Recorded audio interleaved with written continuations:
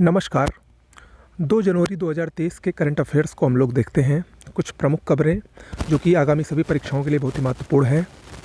उसमें सबसे पहले उत्कर्ष 2.0। देखिए, ये भारतीय रिजर्व बैंक यानी आरबीआई द्वारा लॉन्च किया गया एक ऐप है, उत्कर्ष 2.0। ये 2023 से 2025 की अवधि के लिए लॉन्च किया गया है। ये दूसरा है। पहला कब लॉन्च हुआ था? जुलाई 2019 में लॉन्च किया गया था, 2019 से 2022 तक के लिए। उत्कर्ष 2.0 में निम्न विजन शामिल किए गए हैं।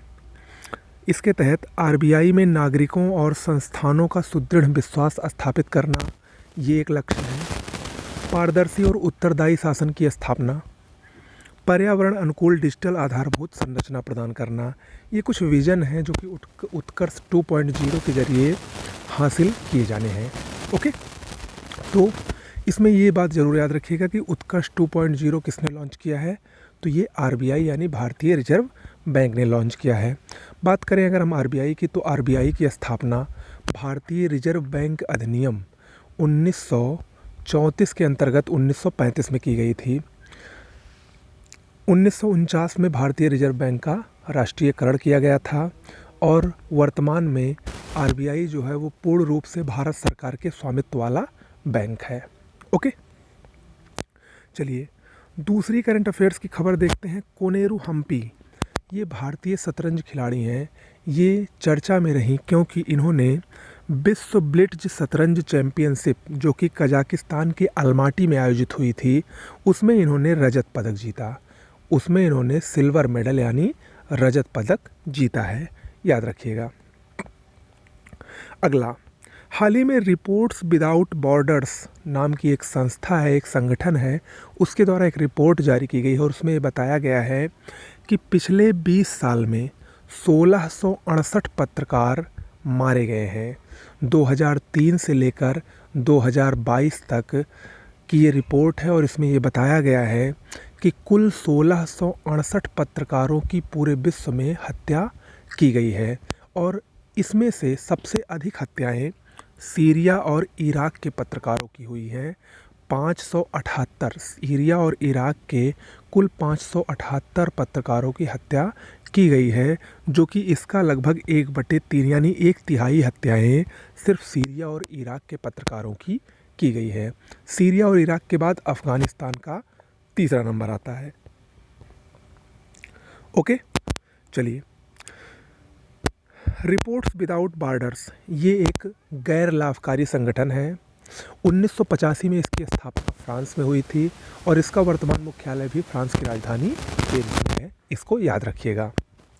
अगला है आर.के. कृष्ण कुमार। ये टाटा समूह, टाटा सन्स के पूर्व निदेशक थे, पूर्व डायरेक्टर थे। इनका निधन हो गया। टाटा सन्स के पूर्व निदेशक थे आर.के. कृष्ण कुमार, इनका निधन हुआ। अगला है अजय कुमार श्रीवास्तव। अजय कुमार श्रीवास्तव को इंडियन ओवरसीज बैंक का नया सीईओ और एमडी नियुक्त किया गया है। चीफ एग्जीक्यूटिव ऑफिसर यानी मुख्य कार्यकारी अधिकारी और मैनेजिंग डायरेक्टर यानी एमडी यानी प्रबंध निदेशक नियुक्त किया गया है अजय कुमार श्रीवास्तव को। बात करें अगर हम आईओबी की यानी इंडियन ओवरसीज बैंक की, तो इसकी स्थापना 10 फरवरी 1937 को एम चिदम्बरम चेट्टियार ने की थी और इसका मुख्यालय चेन्नई में है। साथ ही इसकी विदेशों में भी शाखाएं हैं, जैसे सिंगापुर में, थाईलैंड में इस इंडियन ओवरसीज बैंक की शाखाएं हैं। ये भारत सरकार का सार्वजनिक क्षेत्र का बैंक है, याद रखिएगा। ओके, आगे बढ़ते हैं। अगली खबर देखिए, संयुक्त राष्ट्र संघ द्वारा भारत के कहने पर, भारत के अनुरोध पर वर्ष 2023 को अंतर्राष्ट्रीय बाजरा वर्ष घोषित किया गया है, इंटरनेशनल मिलेट्स ईयर। ठीक है, यानी 2023 का जो वर्ष होगा वो बाजरा के उत्पादन को या बाजरा के प्रभाव को बढ़ाने के लिए अंतर्राष्ट्रीय बाजरा वर्ष के रूप में मनाया जाएगा पूरे विश्व में, पूरे विश्व के साथ साथ भारत में भी। 75वां जब संयुक्त राष्ट्र महासभा का अधिवेशन हुआ था तो इसी में इसको स्वीकार किया गया और इसको पारित भी किया गया था। अगर हम बात करें बाजरा की, तो बाजरा एक मोटे अनाज के रूप में जाना जाता है, काफ़ी पोषक तत्व इसमें मौजूद होते हैं। लेकिन गेहूं और चावल की अधिकता होने के कारण वर्तमान समय में बाजरा को लोग कम पसंद करते हैं, इसकी पैदावार घटती जा रही है। इसी के संदर्भ को देखते हुए भारत सरकार ने संयुक्त राष्ट्र में इसकी मांग उठाई थी, इसका अनुरोध किया था और उसको स्वीकार करते हुए संयुक्त राष्ट्र ने 2023 को अंतर्राष्ट्रीय बाजरा वर्ष घोषित किया गया। यहाँ पर मैं आपको बता दूँ कि पूरे विश्व में भारत में सबसे अधिक बाजरा का उत्पादन होता है, यानी विश्व में प्रथम स्थान पर है भारत बाजरा उत्पादन में। और भारत में भी राजस्थान जो कि मोटे अनाज में वैसे भी नंबर 1 पर है, बाजरा में भी पूरे भारत में सबसे अधिक बाजरा का उत्पादन राजस्थान में होता है। तो ये याद रखिएगा। ओके, आगे बढ़ते हैं। लूला डी सिल्वा लगातार तीसरी बार ब्राज़ील के राष्ट्रपति बने हैं।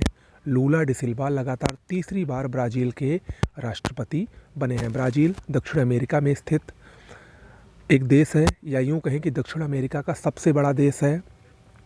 और इसके साथ ही साथ ब्राज़ील की राजधानी ब्राज़ीलिया है। ब्राज़ील फुटबॉल के लिए काफ़ी प्रसिद्ध है, वहाँ का राष्ट्रीय खेल फुटबॉल है। इसके अलावा भी ब्राज़ील में बहुत सारी चीज़ें हैं। जब मैं भूगोल पढ़ाऊँगा, जो कि जल्दी आपको वीडियो मिलने वाला है, विश्व भूगोल में मैं एक एक महाद्वीप में जो प्रमुख देश हैं उनके बारे में सब कुछ बताऊँगा। ठीक है, तो आज के करंट अफेयर्स में इतना ही। कैसा लगा? वीडियो को लाइक शेयर सब्सक्राइब जरूर कर दीजिएगा। डेली आपको अब कुछ ना कुछ ज़रूर मिलेगा। वीडियोज़ बहुत सारे आ रहे हैं, सब कुछ आ रहे हैं, बस आप लोग सिर्फ़ और सिर्फ मन लगाकर पढ़िए। नमस्कार।